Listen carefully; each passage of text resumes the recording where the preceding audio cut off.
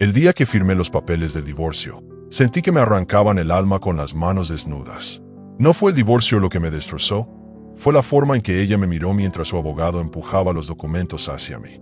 Con esos ojos fríos, calculadores, vacíos de cualquier rastro del amor que juramos compartir durante 20 años. Como si yo fuera un obstáculo que por fin había logrado remover de su camino. Me llamo Roberto. Tengo 47 años.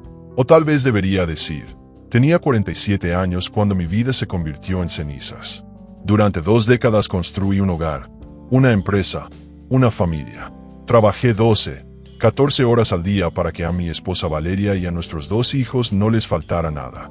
Cada ladrillo de nuestra casa, cada mueble, cada cuenta bancaria, llevaba el peso de mi esfuerzo, de mis noches sin dormir, de mis sueños sacrificados. Pero cuando decidió que ya no me necesitaba, cuando encontró a alguien más joven, más exitoso, más conveniente, todo eso dejó de importar. Roberto, no te hagas la víctima, me dijo ese día, con una sonrisa que jamás olvidaré. Tú nunca estuviste realmente presente. El dinero no compra el tiempo que nunca me diste. Quise responderle. Quise gritarle que cada hora que pasé lejos de casa fue por ella, por nuestros hijos, por el futuro que prometimos construir juntos. Pero mi abogado me tocó el hombro y negó con la cabeza. Firma y terminemos con esto, murmuró. Y así lo hice. Firmé la casa que compré con mis propias manos. Firmé el 70% de mi empresa. Firmé la custodia compartida que en realidad significaba verlos un fin de semana cada 15 días. Firmé mi dignidad y la vi guardarse los papeles en su bolso de diseñador, ese que yo le había regalado en nuestro aniversario número 15. Salí de ese edificio como un fantasma. Las calles seguían llenas de gente, el sol seguía brillando, pero yo ya no existía. Me mudé a un departamento de un ambiente en el otro extremo de la ciudad, un lugar donde nadie me conocía, donde nadie pudiera verme llorar en silencio cada noche, preguntándome en qué momento todo se había desmoronado. Pero lo que ella no sabía, lo que nadie sabía en ese momento, era que el destino tiene una forma curiosa de equilibrar las cosas. Y justo cuando pensaba que había perdido todo, nunca imaginé lo que vendría después. Los primeros meses fueron un infierno silencioso. Me despertaba cada mañana en ese departamento diminuto, con las paredes desnudas y el eco de mi propia respiración como única compañía. El café sabía amargo. Todo sabía amargo. Mi empresa, esa que había levantado desde cero con mis propias manos, ahora tenía a Valeria como socia mayoritaria. Ella, que nunca movió un dedo por el negocio. Ella, que apenas sabía distinguir una factura de un recibo. Pero su abogado había sido más astuto que el mío, o tal vez yo simplemente estaba demasiado roto para pelear. Papá, ¿por qué ya no vives con nosotros?, me preguntó mi hija Sofía una tarde, con esos ojos llenos de confusión que me partían el alma. Tenía 11 años, demasiado joven para entender que su madre había decidido reescribir nuestra historia. Demasiado inocente para saber que cada vez que yo tocaba el timbre de mi propia casa, ahora me recibían como a un visitante indeseado. A veces los adultos necesitan espacio, mi amor, le respondí, tragándome la verdad como veneno. Mi hijo mayor, Mateo, de 16 años, ni siquiera me miraba a los ojos. Valeria se había encargado de eso. Poco a poco, conversación tras conversación, había sembrado en él la idea de que yo era el culpable. El padre ausente, el hombre que eligió el trabajo sobre la familia. Y tal vez tenía razón en algo. Pero lo que me destrozaba no era solo la pérdida. Era la forma en que ella lo celebraba. Un sábado por la tarde, mientras recogía a los niños, la vi en el jardín de la casa. Mi casa, con él. Andrés, su nuevo novio. Un tipo de 42 años, con traje italiano y una sonrisa de vendedor de autos usados. La abrazaba por la cintura mientras ella reía, con esa risa que alguna vez fue solo para mí. «Hola, Roberto», me saludó él, extendiendo la mano como si fuéramos viejos amigos. «Los niños te están esperando adentro». Me costó todo no romperle la cara ahí mismo, pero me tragué la rabia. Asentí. Entré a buscar a mis hijos como si fuera un extraño en mi propia vida. Esa noche, mientras cenaba con Sofía y Mateo en un restaurante de comida rápida, lo único que podía pagar ahora, recibí un correo electrónico. Era de Valeria. Asunto: cambios en la empresa. Roberto, hemos decidido que es mejor para todos que tomes un rol más limitado en las operaciones diarias. Andrés tiene experiencia en administración y estará supervisando las finanzas. Espero que lo entiendas. Es lo mejor para el negocio. Leí esas palabras 1, 2, 3 veces. Andrés. Ese hombre ahora no solo dormía en mi cama, sino que estaba sentado en mi escritorio. Cerré el teléfono antes de que los niños notaran que me temblaban las manos. ¿Estás bien, papá?, preguntó Sofía. Sí, mi amor. Todo está bien. Pero nada estaba bien. Y lo peor de todo, lo que me mantenía despierto noche tras noche, mirando el techo de ese maldito departamento, era que ellos parecían felices. Valeria publicaba fotos en redes sociales. Viajes, cenas, sonrisas perfectas. Los niños con Andrés en la playa. Andrés enseñándole a Mateo a manejar. Andrés cargando a Sofía en sus hombros como si fuera su padre. Y yo era solo el fantasma que pasaba a recogerlos cada 15 días. Me hundí en el trabajo, en lo poco que me quedaba de él. Pero incluso ahí, sentía las miradas de los empleados. Algunos con lástima, otros con desprecio. Todos sabían que ya no era el dueño real de nada. Una noche, mientras revisaba los estados financieros de la empresa, noté algo extraño. Transferencias grandes. Movimientos que no reconocía. Gastos personales cargados como operativos. Levanté el teléfono para llamar a Valeria, pero lo dejé caer sobre el escritorio. ¿De qué serviría? Ella tenía el control. Ella tenía el poder. Ella tenía todo. Y yo no era más que un hombre quebrado, esperando que el tiempo hiciera menos doloroso recordar quién había sido. Pero lo que no sabía, lo que ninguno de ellos sabía, era que la vida estaba a punto de cobrarles cada una de sus mentiras. No sabía que lo peor aún estaba por venir, para ellos. El momento exacto en que algo se rompió dentro de mí fue un martes por la tarde. Había ido a recoger a los niños para nuestra quincena juntos. Toqué el timbre. Nadie respondió. Volví a tocar. Silencio. Entonces escuché risas del otro lado. Voces. Música. Rodeé la casa hasta el jardín trasero, y ahí estaban todos. Valeria, Andrés, mis hijos y al menos 20 personas más. Una fiesta. Globos. Una mesa llena de comida, una pancarta que decía, «Feliz cumpleaños, Andrés». Nadie me había avisado. Sofía me vio primero. Corrió hacia mí con esa sonrisa inocente que todavía me partía el corazón. «Papá, ¿vienes a la fiesta?» Mamá hizo pastel de chocolate.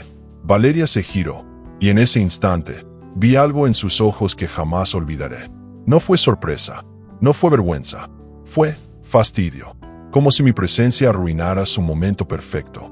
«Roberto», dijo, caminando hacia mí con esa sonrisa falsa que había perfeccionado. «No sabía que vendrías hoy. Pensé que era el fin de semana que viene. Es hoy, Valeria. Lo sabes perfectamente». Andrés se acercó, con una copa de vino en la mano y esa maldita sonrisa condescendiente. «Oye, Roberto, sin resentimientos, ¿verdad? Puedes quedarte si quieres. Hay comida de sobra». Algo dentro de mí se quebró. ¿Sin resentimientos?, repetí, sintiendo como la rabia me subía por la garganta como ácido. «Estás viviendo en mi casa, sentado en mi escritorio, criando a mis hijos, y ahora me invitas a quedarme en mi propia vida». El silencio cayó como una losa. Todos los invitados nos miraban. Sofía se aferró a mi pierna. Mateo bajó la vista, avergonzado. Valeria dio un paso adelante, con los ojos brillando de furia contenida. «Ya basta, Roberto. No montes una escena frente a los niños. Si no puedes comportarte como un adulto, mejor vete». ¿Comportarme como un adulto? Solté una risa amarga. «Como tú. Como cuando me quitaste todo mientras yo trataba de salvar lo que quedaba de nuestro matrimonio. Tú te lo buscaste», siseó ella, acercándose tanto que pude oler su perfume, ese que yo solía regalarle. 20 años casada con un fantasma. Un hombre que solo sabía trabajar y nunca estuvo presente. Así que sí, Roberto, me quedé con todo. Porque yo sí estuve. Yo sí crié a estos niños. Yo sí construí un hogar mientras tú perseguías dinero. Cada palabra era una puñalada. Y lo peor, era que una parte de mí sabía que tenía razón.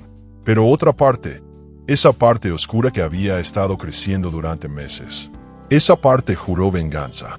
No dije nada más. No podía. Me arrodillé frente a Sofía, le di un beso en la frente, y me fui. Caminé hasta mi auto con las piernas temblando. Me senté al volante. Y ahí, solo, en la oscuridad de ese vehículo que era lo único que realmente me quedaba. Juré en silencio. Juré que algún día ella me miraría con los mismos ojos con los que yo la estaba mirando en ese momento. Con dolor, con arrepentimiento, con la certeza de haber perdido algo que jamás podría recuperar. No sabía cómo, no sabía cuándo, pero lo juré. Esa noche no dormí. Me quedé sentado en el sofá de mi departamento, con una cerveza tibia en la mano, mirando las fotos viejas en mi teléfono. Fotos de cuando éramos felices, o al menos, cuando yo creía que lo éramos. Valeria embarazada de Mateo. Sofía dando sus primeros pasos. Nuestro aniversario número 10. En aquel restaurante junto al mar. ¿En qué momento dejamos de ser eso? ¿En qué momento me convertí en el enemigo? Y entonces, mientras las lágrimas caían sin control por mi rostro, recibí una llamada. Era un número desconocido. ¿Roberto Mendoza? Preguntó una voz de mujer, profesional, distante. Sí, soy yo. Le hablo del despacho de abogados Herrera y Asociados. Representamos el patrimonio de su padre, don Esteban Mendoza. Necesitamos que venga a nuestras oficinas lo antes posible. Es sobre la herencia. El corazón se me detuvo. Mi padre había fallecido hacía 6 meses. Un hombre duro, distante, con quien nunca tuve una relación cercana. Sabía que tenía propiedades, negocios, dinero, pero él nunca habló de eso conmigo. Siempre me trató como si yo fuera un fracaso, como si nunca hubiera estado a su altura. ¿La herencia? Pregunté, confundido. Pensé que todo había quedado para mi hermano. No, señor Mendoza. Hay documentos que debe revisar. Es urgente. ¿Puede venir mañana a las 10 de la mañana?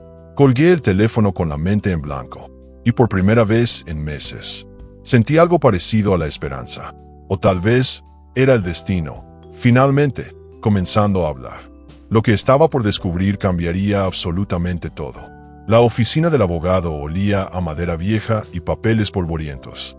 Me senté frente al escritorio de don Ramiro Herrera, un hombre de casi 70 años con lentes gruesos y un rostro que parecía haber visto demasiadas tragedias humanas.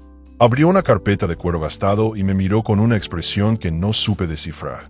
Señor Mendoza, su padre dejó instrucciones muy específicas sobre su testamento. Instrucciones que, francamente, me sorprendieron. ¿Qué clase de instrucciones? Pregunté, con el estómago hecho un nudo. Sacó varios documentos y los deslizó hacia mí. Su padre le deja a usted el control total de 3 propiedades comerciales en el centro de la ciudad, una cuenta bancaria con un saldo considerable, y el 50% de las acciones de Constructora Mendoza, la empresa que fundó hace 30 años. Me quedé paralizado. Pero yo pensé que mi hermano. Su hermano recibió la casa familiar y una suma fija de dinero. Pero lo más valioso, su padre decidió dejárselo a usted.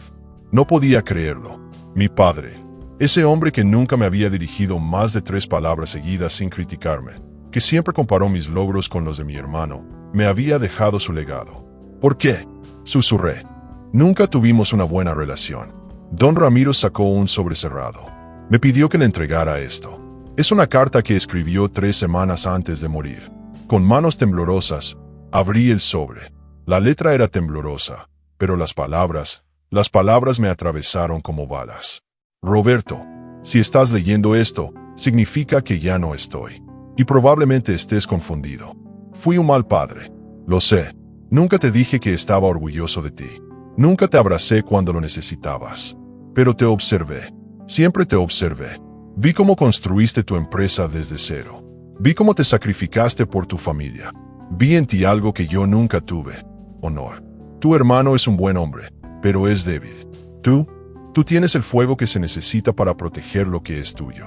No dejes que nadie te quite lo que has ganado con tu sangre. Perdóname por no habértelo dicho mientras estaba vivo.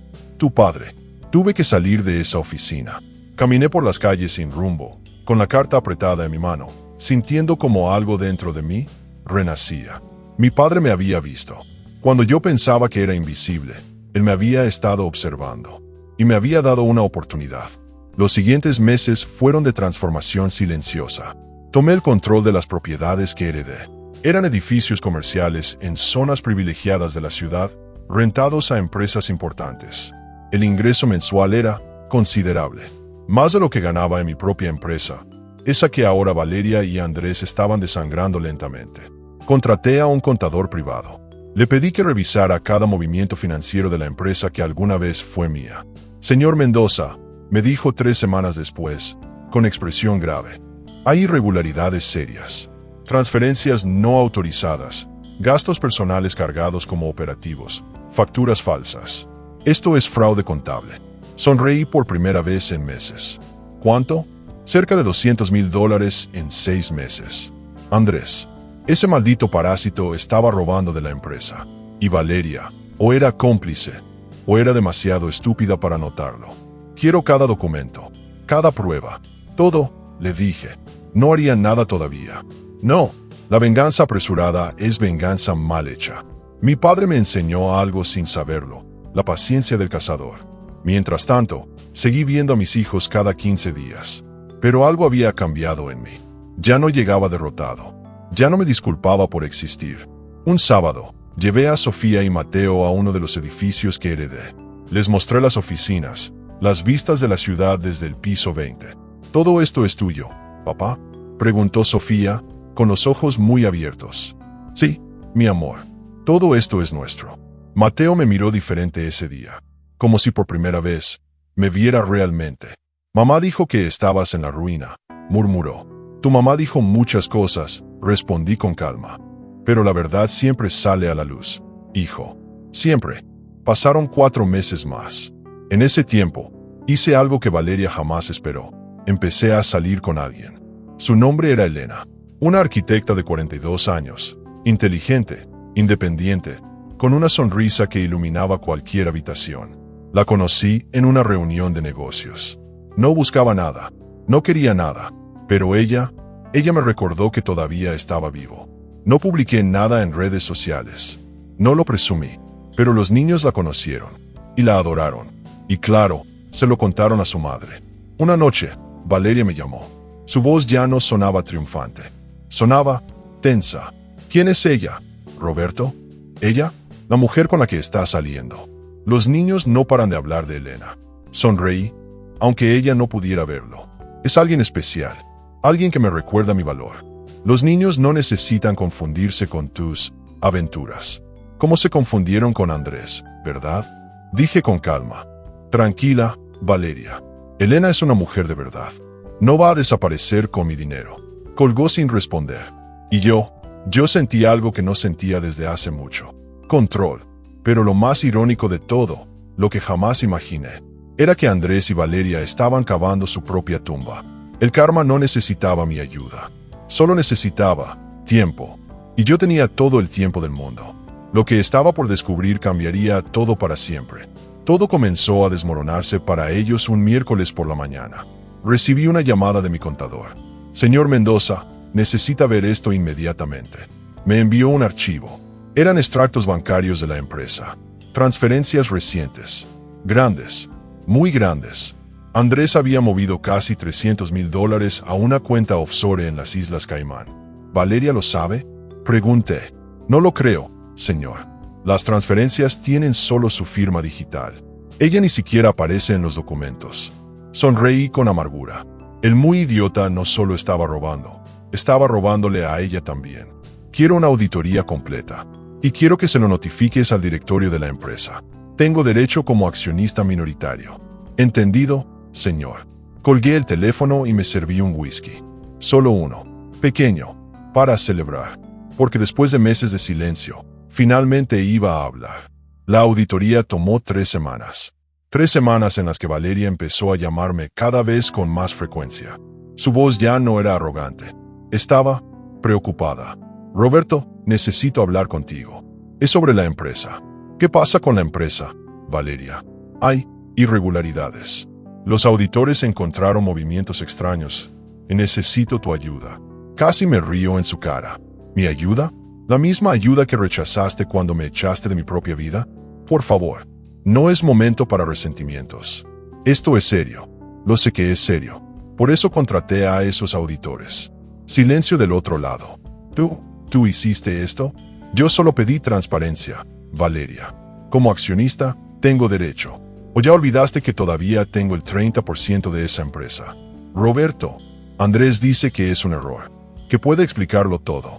Estoy seguro de que sí, respondí con calma. Los ladrones siempre tienen buenas explicaciones. Colgué antes de que pudiera responder. 2 días después, recibí una citación. Junta extraordinaria del directorio. Todos los accionistas debían estar presentes. Llegué con mi abogado y mi contador. Valeria estaba sentada en la cabecera de la mesa, con Andrés a su lado. Él tenía la mandíbula tensa. Ella, los ojos rojos de tanto llorar. Los otros 3 miembros del directorio me saludaron con respeto. Sabían lo que venía. El auditor principal abrió su laptop y proyectó los documentos en la pantalla. Señores, durante los últimos 8 meses se han detectado transferencias no autorizadas por un total de $420,000. Las transferencias fueron hechas mediante la firma digital del señor Andrés Maldonado, actual gerente de operaciones. Valeria palideció. Eso tiene que ser un error. No es un error, señora Mendoza, continuó el auditor. Tenemos los registros bancarios, las fechas, los destinos. Todo apunta a cuentas personales del señor Maldonado. Andrés se puso de pie de golpe. Esto es una trampa. Roberto está detrás de esto. Él siempre me tuvo envidia. Me recliné en mi silla, tranquilo, casi aburrido. ¿Envidia? ¿De un ladrón? Por favor, Andrés. Hasta tú puedes inventar algo mejor. Tú manipulaste los documentos. Tú quieres destruirme porque te quitaste a tu esposa. Yo no te quité nada, siseó Valeria, mirándolo con horror. Dime que esto no es verdad. Dime que no me robaste. Andrés la miró, y en ese momento, vi cómo la máscara caía. Valeria, yo necesitaba ese dinero. Tengo deudas. Inversiones que salieron mal. Iba a devolverlo, te lo juro. Ella se llevó las manos a la boca. ¿Cuánto? ¿Cuánto robaste? Eso es irrelevante, intervino mi abogado. Lo que importa es que el señor Maldonado cometió fraude contable y malversación de fondos. Y como representante legal del señor Mendoza, vamos a proceder con una demanda penal. Valeria me miró, y por primera vez en más de un año, vi miedo en sus ojos. Roberto, por favor, no hagas esto. Piensa en los niños. Siempre pienso en los niños, Valeria. Por eso no voy a permitir que un ladrón administre el futuro de mi familia. Tu familia, gritó ella, con lágrimas cayendo por sus mejillas. Ya no tienes familia. Tú elegiste el dinero sobre nosotros. Me puse de pie, lentamente, y caminé hacia ella. No, Valeria. Yo elegí trabajar para que ustedes tuvieran una vida digna. Tú elegiste reemplazarme con el primer parásito que te dijo lo que querías oír. Y ahora estás pagando el precio. Me volteé hacia el directorio. Exijo la destitución inmediata del señor Maldonado y una auditoría completa de todas las cuentas. También solicito recuperar mi posición como gerente general hasta que se resuelva esta situación. Los miembros del directorio asintieron, uno por uno. Moción aprobada, dijo el presidente. Andrés salió de la sala, dando un portazo. Valeria se quedó sentada, temblando, con la mirada perdida. Antes de irme, me acerqué a ella una última vez. Esto no es venganza, Valeria. Esto es justicia. Hay una diferencia. Salí de esa sala con la cabeza en alto. Y por primera vez desde el divorcio, sentí que volvía a respirar. Pero la historia no terminó ahí. Una semana después, Andrés fue arrestado. Las pruebas eran irrefutables. No solo había robado de nuestra empresa, también tenía cargos pendientes en otras 2 compañías donde había trabajado antes. Era un estafador profesional. Y Valeria había sido tan ciega como yo. Me llamó esa noche, llorando. Roberto, lo siento tanto. No dije nada, solo escuché. Tenías razón. Sobre todo, yo destruí todo. Destruí nuestra familia por un hombre que solo quería mi dinero. Nuestro dinero. No era nuestro dinero, Valeria, dije con voz calmada. Era mi dinero, el que gané mientras tú decidías que no era suficiente. Lo sé, no espero que me perdones. Solo quiero que sepas que me equivoqué. Que daría cualquier cosa por regresar el tiempo. Suspiré. El tiempo no regresa, Valeria. Pero nuestros hijos merecen padres que al menos puedan hablar sin destruirse. Entonces ¿no vas a quitarme la casa? ¿No vas a pelear por la custodia? Podría haberlo hecho. Dios sabe que tenía todas las razones y todos los recursos. Pero miré por la ventana de mi nuevo departamento, ese que ya no era un refugio de dolor, sino un hogar real, y me di cuenta de algo. La venganza no me devolvería los años perdidos. La venganza no me devolvería los años perdidos. Pero la paz sí podía construir un futuro. No voy a quitarte nada, Valeria. Pero vamos a dividir la custodia de forma equitativa. Y voy a recuperar el control de mi empresa. Eso no es negociable. Ella sollozó del otro lado de la línea. Gracias, Roberto. Colgué sin decir más. 3 meses después, las cosas habían cambiado por completo. Andrés estaba en prisión, enfrentando cargos que le darían al menos 5 años. Valeria tuvo que vender varios de sus lujos para pagar a sus abogados y cubrir las deudas que Andrés dejó a su nombre. Yo recuperé mi empresa. La reestructuré. La hice más fuerte. Y lo más importante, recuperé a mis hijos. Mateo me pidió perdón una tarde, con lágrimas en los ojos. Papá, mamá me hizo creer cosas que no eran ciertas. Perdóname por no confiar en ti. Lo abracé como no lo había abrazado en años. No hay nada que perdonar, hijo. Nada. Sofía, por su parte, simplemente me dijo un día: Papá, ¿Elena va a ser nuestra madrastra? ¿Te gustaría eso? Le pregunté. Sí, ella es linda. Y te hace sonreír. Y tenía razón. Elena me había devuelto algo que creí perdido para siempre: la capacidad de amar sin miedo. El destino tiene una forma curiosa de equilibrar las cosas. Valeria perdió el control de la empresa, perdió a Andrés, perdió la imagen perfecta que tanto le importaba. Pero no perdió a sus hijos. Porque yo no era como ella. No usaría a nuestros hijos como armas. Y Andrés, bueno, Andrés pagó caro cada dólar que robó, cada mentira que tejió, cada vida que arruinó. El karma no necesitó mi ayuda. Solo necesitó tiempo. Y yo aprendí que la mejor venganza no es destruir a quien te lastimó. Es reconstruirte a ti mismo hasta que su opinión deje de importar.